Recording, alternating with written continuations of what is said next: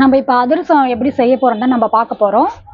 சில பேர் வந்து அதிரசம் வந்து சாஃப்டாக கிடைக்கல, ஒரு மாதிரி கல் மாதிரி இருக்கு, ஒரு வாரம் வச்சு சாப்பிட முடியல அப்படின்னு சொல்கிறாங்கல்ல. அதுக்கு என்ன பண்ணணும்னா, நம்ம 1 கிலோ அரிசி எடுத்துக்கணும். 1 கிலோ அரிசிக்கு ஒரு 3/4 கிலோ வெல்லம்.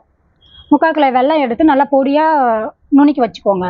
நுணுக்கி வச்சுக்கிட்டு நம்ம அரிசி மாவு 1 கிலோ எடுக்கிறோம் இல்லையா, அது நல்லா கழுவி உணர வச்சிடணும். உணர வச்சுட்டு மிஷினில் கொடுத்து அரைச்சிட்டு எடுத்துகிட்டு வந்துடுங்க. எடுத்துகிட்டு வந்ததுக்கப்புறம் நம்ம என்ன பண்ணணும், வெள்ளை நல்லா பொடியாக நுணுக்கி வச்சிருக்கிறோம் இல்லையா, அதுக்கு திட்டமான ஒரு பாத்திரத்தை வச்சு கொஞ்சமாக 1/4 டம்ளர் கிட்ட தண்ணி ஊற்றணும். தண்ணி ஊற்றிட்டு நம்ம வெள்ளத்தில் கொட்டிட்டு பாவு கிண்டிகிட்டே இருந்தீங்கன்னா உங்களுக்கு அந்த பாவு வந்து கூடி அப்போ வரக்குள்ளே நம்ம லைட்டாக தண்ணி ஊற்றி பாருங்கள். நல்லா இப்படி இப்படி தொட்டு பார்க்கணும். தொட்டு பார்க்கும்போது அந்த வெள்ளம் வந்து நமக்கு இப்படி ஒட்டணும்.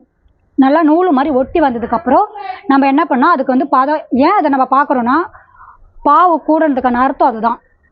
அந்த பாவு நல்லா இப்படி நம்ம ஒட்டினதுக்கப்புறம் பாவு கூடிடுச்சுட்டு நம்ம இறக்கி வச்சுட்டு அதில் என்ன பண்ணணும்னா லைட்டாக ஆப்ப சோடா, நமக்கு சாஃப்டாக நல்லா இனிப்பாக மரம் வச்சு வச்சு சாப்பிடணும்னு அப்படின்னா லைட்டாக ஆப்ப சோடா, ரொம்ப போடாதீங்க.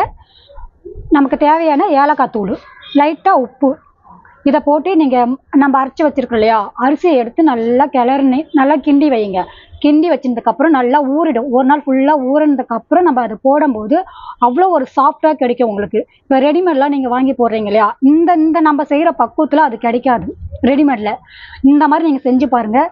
வீட்டில் நம்ம 1 வீக்கு கூட வச்சு சாப்பிட்லாம். அந்த மாவை நம்ம கிளறி ஊறினதுக்கப்புறம் ஊற வச்சுருக்கோம் இல்லையா, அது ரொம்பவும் நீங்கள் கையை வைக்காதீங்க. உங்களுக்கு தேவையான அளவுக்கு திட்டமாக கொஞ்சமாக எடுத்துக்கோங்க. எடுத்துக்கிட்டு ஒரு வாழை இலை வச்சுக்கோங்க.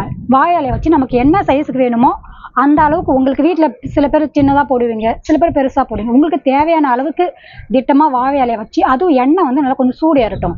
நீங்கள் அப்படியே சூடு ஏறாமல் போட்டாலும் அது பிரிஞ்சு போயிடும் வெல்லம். என்னன்னா நம்ம போட்டோமே நல்லா இல்லையே பிரிஞ்சிடுச்சுன்னு சில பேர் சொல்லுவீங்க. அதுக்கும் எண்ணெய் நல்லா காயணும். எண்ணெய் காஞ்சதுக்கப்புறம் நீங்கள் தட்டி போட்டு எடுத்து பாருங்கள்.